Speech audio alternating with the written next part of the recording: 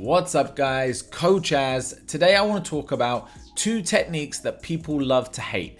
Techniques I often hear referred to as completely useless and why I actually really enjoy using them, and I want to show you some of the utility of these two shots. We're going to be dealing with one punch and one kick. The punch is going to be a back fist and the kick is going to be a hook kick. Now, the idea of any technique being useless is really dependent on where and when you plan on using it.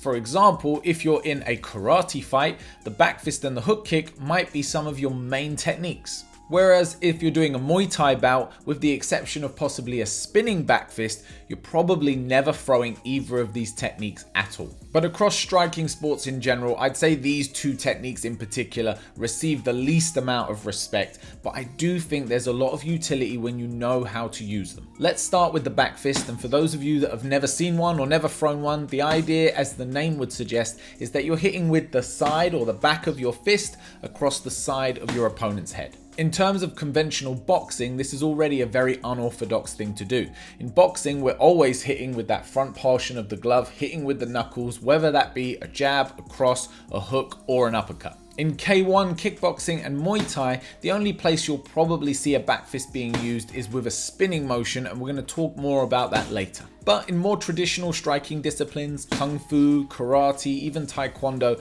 the back fist is a very common technique. One of the simple advantages of a back fist is that it allows you to hit the opposite side of someone's face to what you would with that same arm throwing either a hook or throwing a jab. So it effectively opens up a whole new target with that lead arm. In this demonstration that I'm showing you, I'm fighting in a southpaw stance. So if I threw my lead arm hook, I'd hit the right side of my bag. Obviously, if I threw my jab, I'd hit straight onto the bag, but my back fist allows me to hit onto the left side. It's opened up a new target. When thrown correctly, it can often look like and be misinterpreted for a jab. I often will spar someone new who I haven't sparred for a while or haven't sparred before, and they'll tell me, "How did you keep hitting me with your jab?"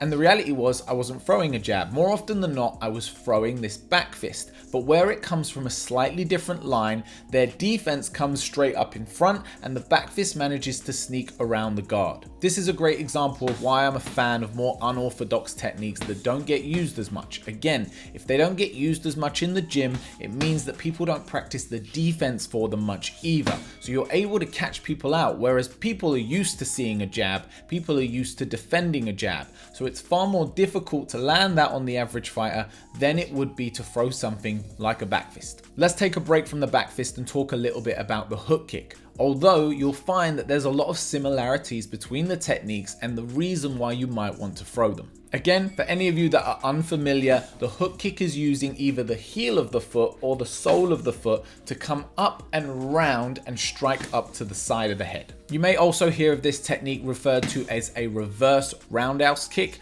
or you might have just heard it in the form of a spinning wheel kick. Now, to start with, I'm not talking about the spinning variation, I'm actually just talking about the lead leg technique, the idea of lifting your leg up, coming round the side of your opponent's head and striking. Again, if you're coming from a Muay Thai or K1 background, this technique doesn't get utilized very much, and I can understand why. It's not the most powerful technique you can throw, especially if it's not being accompanied by the spin.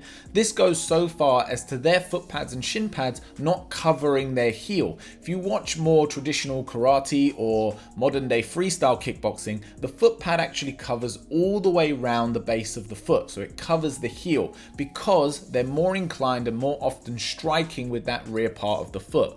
Muay Thai K1, the foot pad only covers the shin and the instep because the majority of the time they're either hitting with the sole of the foot with a teep, or it's going to be a roundhouse kick coming around the opposite side. The hook kick affords us a lot of the same advantages as the back fist. It allows me to hit that opposite side of the head. Again, what we expect from that lead leg is either going to be a roundhouse kick coming up to that right side of the bag. Again, I'm talking from a southpaw point of view today, or a front kick or side kick coming up through the middle, the equivalent of throwing our jab with our hand.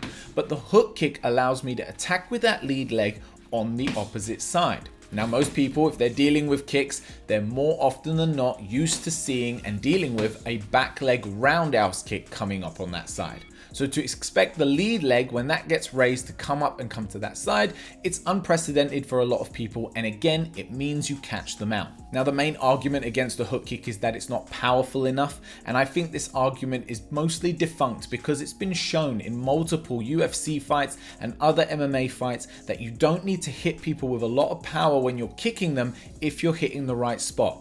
If you hit that foot onto someone's chin or someone's temple, just a good amount of technique is more than enough to turn someone's lights off. Alright, but beyond just throwing these techniques as they are, what can we do to mix them into what we currently do? How can we add them into our arsenal when we're training and eventually when we're fighting? At this point, let me add a caveat that it might not be within your rule set to be allowed to throw them.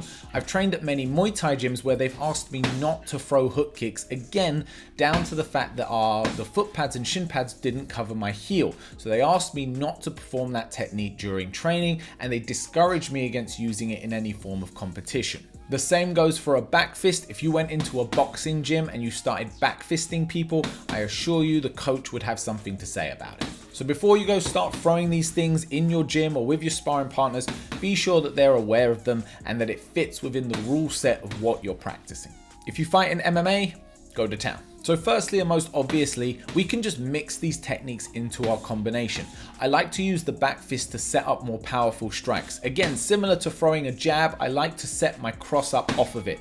The added bonus of that back fist is it can often cover the eyes. Where you're hitting with that wider side of the back of the glove, you can often impair your opponent's vision and they don't see the cross coming as quickly. The jab is a more narrow-sighted target, so they might be able to see around it and see the cross coming. The back fist, being more unusual and normally striking in around that guard, can cause an opening to be created. So experiment with replacing your jab with a back fist and setting up alternative punches off of that technique.